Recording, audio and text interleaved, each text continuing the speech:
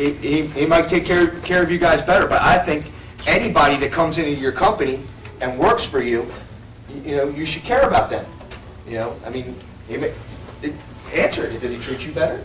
I don't know how he treats you, or I don't know how he treats others, but I mean, personally, I'm just saying, personally, Okay, well, that's fine. I've had no problem. Well, have you had 26 stitches put in your head? No. Okay, well, I mean, maybe he treats different people, different. I mean, there's people that think I'm the biggest fucking asshole on the face of the earth.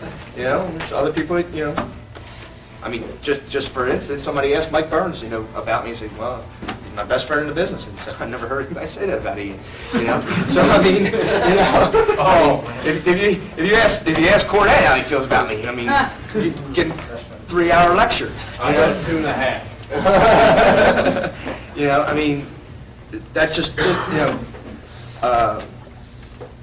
I would have really liked, to have seen the IWA CZW last the cage of death.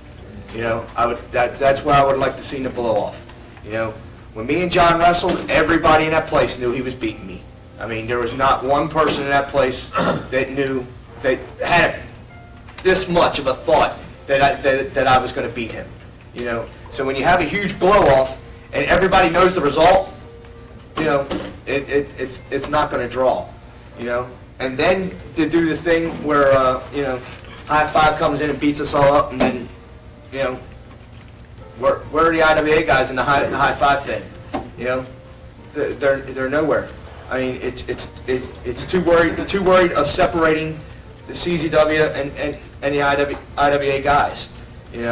And I think things could have been done better. But this time I went there and I just collected my money and did what could be done for videotape sales and stuff, and I went there and kept my mouth shut instead of saying, well, what about this? Or what about this? For example, the one time I did open my mouth, I feel that Jimmy Rave is not getting over in the arena as a babyface at that time. I said, let me go out there and offer Jimmy Rave, who has wrestled for me, an IWA T-shirt, to join the IWA crew, and he tells me to go fuck myself and wipes his ass with the T-shirt. Would have put him over huge with the rest of the arena crowd. Nah, we don't have time for that. So, okay. At that point. So I mean, that would have taken a long time to do. Yeah, long time. But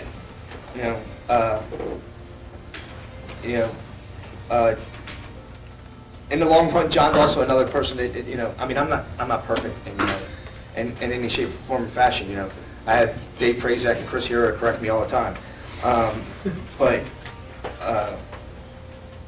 I feel he needs to open his mind a little bit more, and that's just my opinion. Like I said, Sanjay's got a different opinion of him. He's one of his guys, but anytime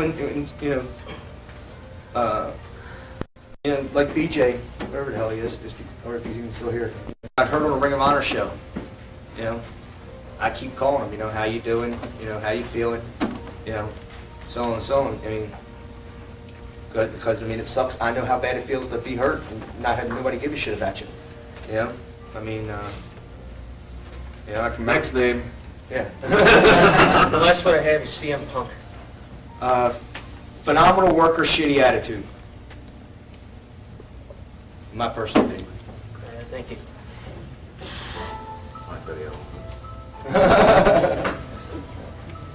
Anyone else? Yeah, how much does the travel aspect of the business take its toll on you? Especially with new guys that are taking, I'll answer this real quick because I got a PP. Going to Milwaukee, as many of you know, I had a bad car accident. Me and Jim Fanning were traveling there. We hit black ice, hit a retaining wall over top of an overpass. The Jeep went up on 2 wheels, and when you look out and you see the cars going out underneath, and you're like, oh, this is where I meet him.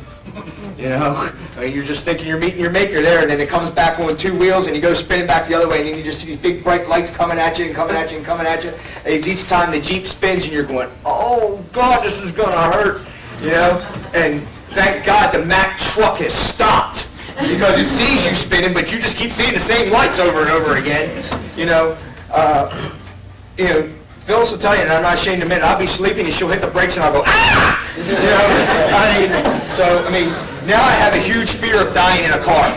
You know, I mean, because a lot of the boys have gone that way. I had a fun one on a plane from Cincinnati to Nashville. That private jet, right? Huh? You fly around with a private jet, I was thinking. Oh, yeah, the private jet. No, but, you know, you get your little near-death experiences, I guess. I hope it only happens once, but, you know, you fly so many times you don't think about it. You usually just pass out and go to sleep, but one time just all of a sudden 2 loud explosions. It was like about 10 minutes after takeoff. Just boom, boom, and the whole plane just shook. You were like this, and yeah, everyone just dead quiet, all looking around at each other like, that's not supposed to happen. And then all of a sudden the plane goes, like almost coming to a stop, and I'm just thinking, this is it. They're going down nose first, and then a flight attendant, real calmly, sprints to the cockpit like Carl Lewis, and you're like, oh shit. But we made it back. I had to circle around and go back. But what really kills you in the travel is a lot of times you don't have time to get to a gym, which for me, myself, if I don't get in a gym, my body can't take this abuse. And sitting in a car or even a plane for a few hours now at this point, after years of taking bumps, kills my body more than an actual match does. So you just get stiffened up. That's the hardest part for me, is just sitting, just being seated for hours. It just kills you. And a lot of times you don't have a lot of time to sleep. Everyone thinks, oh, you travel all over, you get to see everything. No, you don't. You get into town, grab something to eat, head to the building, do your thing, go get something to eat, check into the hotel, get up the next morning. You got another early flight, or you got to hop in the car and drive another. My next weekend's going to be a blast. I'm going to be driving up here, working for Ian. I got to drive 8 hours into Virginia. Then after that, I'm going to head right after Ian's show next weekend. I'm going to head straight to Virginia, drive all night, 8 hours.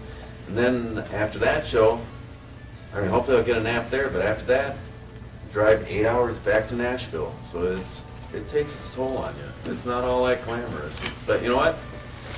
I love what I do for a living.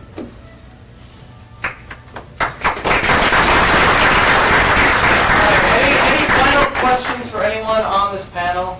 We have a second wave of guests coming in, We so have to eat. any specific questions for anyone else that's up here before we switch panels? For Sal. Other feds, you've gone from like rookie of the year to being a manager. What's up with that?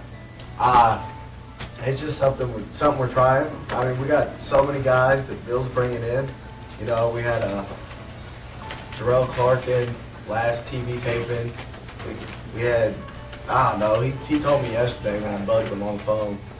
We got blah, blah, blah coming in, blah, blah, blah coming in, blah, blah, blah. I wish I knew the names so I could do something about it. I have no idea. I don't pay attention to Bill. But you know, we got all these guys coming in and... Didn't pay attention to me last night either. I said no comedy. I'm poor, I can't pay attention.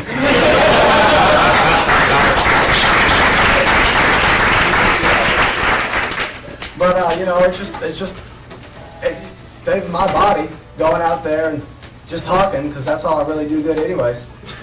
So you know, I get to run my mouth and get to watch a match. I get the best seat in the house. Anyone else?